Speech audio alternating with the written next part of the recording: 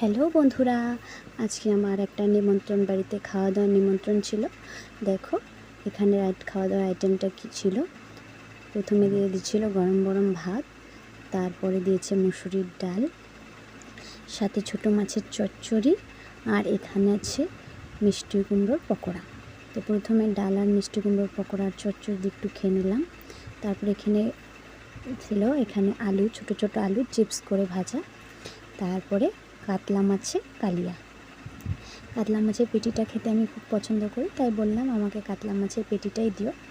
এখানে সর্ষে পোস্ত দিয়ে কাতলা মাছের পেটির একটা কালিয়ার মতো করা হয়েছে, খেতে ভীষণ সুন্দর হয়েছে।